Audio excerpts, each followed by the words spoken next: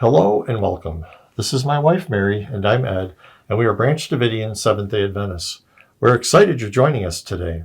We present or expound on a principle or belief related to the SDA Sabbath School Quarterly each week. This quarterly is entitled Present Truth in Deuteronomy. This week's lesson is entitled The Resurrection of Moses. One of Friday's discussion questions asks, in one sense, yes, Moses was resurrected and brought to heaven shortly after his death. But at the same time, poor Moses, we assume, gets to witness the terrible mess of things down here. How fortunate that most of us will be resurrected after all the struggle on earth is over at the second coming. In what ways is this then a greater blessing than what Moses experienced? Well, yes, Revelation 20 does tell us of the resurrection of the righteous at the time of the second coming.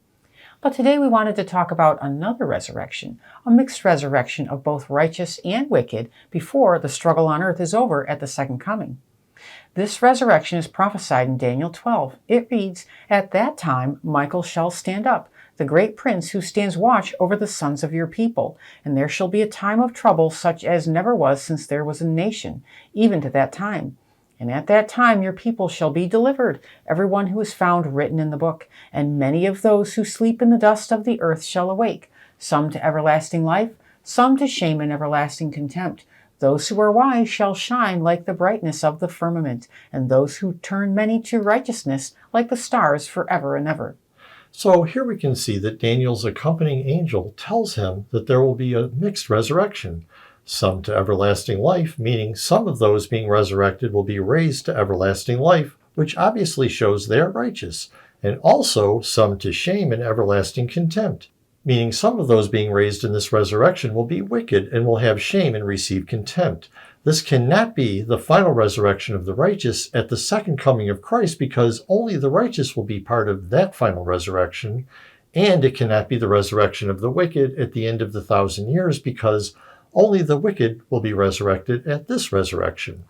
While many Adventists today seem to be unaware of this resurrection, the early SDAs understood it as a distinct resurrection of a mixture of righteous and wicked people that takes place prior to the second coming. See, for example, Uriah Smith's discussion of this passage from Thoughts on Daniel and the Revelation, linked in the description. Some SDAs today still retain this understanding. What even fewer people realize is that this special resurrection takes place while probation is still open. Notice that in verse 3, speaking of the resurrected ones, Daniel's angel says that those who are wise shall shine like the brightness of the firmament, and those who turn many to righteousness like the stars forever and ever. This is clearly speaking of a time when probation is open, because after probation closes for the world, there will be no one left to turn to righteousness. Now is the time of salvation while probation is still open. Now let's see what increased light Ellen White had in regard to this special resurrection. In Great Controversy, she said, "Graves are opened, and many of them that sleep in the dust of the earth awake, some to everlasting life, and some to shame and everlasting contempt." Daniel 12:2. All who have died in the faith of the third angel's message come forth from the tomb glorified to hear God's covenant of peace with those who have kept his law. They also which pierced him, Revelation 1:7, those that mocked and derided Christ's dying agonies, and the most violent opposers of his truth and his people, are raised to behold him in his glory, and to see the honor placed upon the loyal and obedient.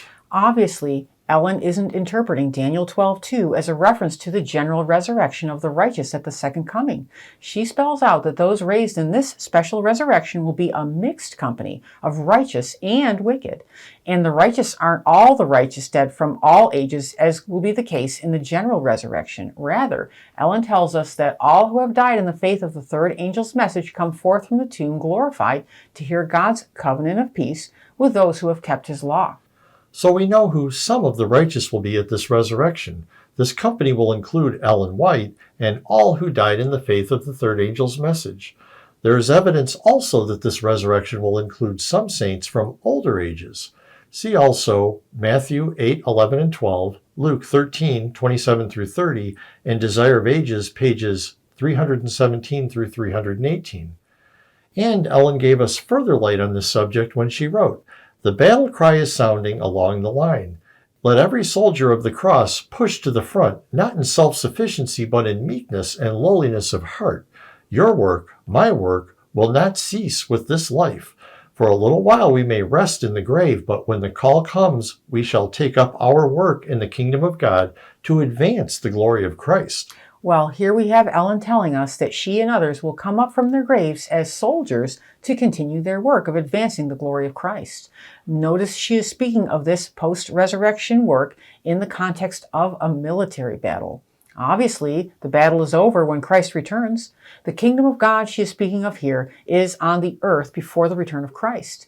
Daniel 7 tells us that Christ and the saints will receive the kingdom while Christ is before the Father in the heavenly sanctuary. This is a resurrection during a time when the struggle on earth is not over. Now let's look at one of Ellen's statements on this once again. She said, "All who have died in the faith of the third angel's message come forth from the tomb glorified to hear God's covenant of peace with those who have kept his law." So we know from the previous quotes that those SDAs who have died in the faith of the third angel's message when the call comes from God will be resurrected to take up their work once more. But here she tells us that this group will hear God's covenant of peace. What is this? We know from these quotes and Uriah Smith's explanation that they will hear God's voice. What else do we know about what is to be revealed to us at this time by the voice of God? Ellen White wrote, "Said the angel, at the voice of God, the saints will be mighty and terrible as an army with banners." So here again we can see things coming together. We see that at the voice of God, the saints will be a mighty army ready for battle. Evidently, they have on the armor of God and wield the sword of the Spirit in order to combat wickedness and falsehood with righteousness and truth, and thus turn many to righteousness. Again, obviously this is while probation is open. But then we must ask, when probation is open, for whom? Ellen wrote, "Clad in the armor of Christ's righteousness, the church is to enter upon her final conflict, fair as the moon, clear as the sun, and terrible as an army with banners." Song 610. She is to go forth into all the world, conquering and to conquer. So this army of the Lord, clad in the armor of Christ's righteousness, is not the church with wheat and tares commingled. It is God's church, the SDA church, after it is purified. In other words, this event, the resurrection of those who have fallen asleep in the faith of the third angel's message to join the army of living saints, occurs after probation is closed for the SDA church, but while it is still open for God's people in Babylon and the world. Ellen said, when trees without fruit are cut down as cumberers of the ground, when multitudes of false brethren are distinguished from the true, then the hidden ones will be revealed to view, and with hosannas range under the banner of Christ. Then will the church of Christ appear fair as the moon, clear as the sun, and terrible as an army with banners. Here we see that the SDA church has been transformed from the church militant, which means intermingled with sin and sinners. See Ellen White, Review and Herald, September 12, 1893, to the church triumphant, which means free from all defects, and that only then she is to enter upon her final conflict. She is to go forth into all the world, conquering and to conquer. Ellen said, the third angel's message is to lighten the earth with its glory, but only those who have withstood temptation in the strength of the Mighty One will be permitted to act a part in proclaiming it when it shall have swelled into the loud cry. Again, we see that this is only the purified church that is arrayed for this battle and permitted to proclaim the loud cry. Other scriptures that speak of this purified army are Joel 2:11, Jeremiah 51:20-25, and Zechariah 10:3. What a beautiful truth. God will finish the work with a purified church made up of those who never taste death, together with the righteous who are raised in the special resurrection of Daniel 12:2. All who have died in the faith of the third angel's message will have the honor of completing their life's mission of finishing the gospel work and heralding the coming of Christ. They couldn't ask for any greater blessing. But there's a whole lot more to this subject, like what does the voice of God that is heard at the special resurrection actually say? And how does this relate to God's covenant of peace? For answers to these questions and much more, see our study, The Two Deliverances by Doug Mitchell, linked below.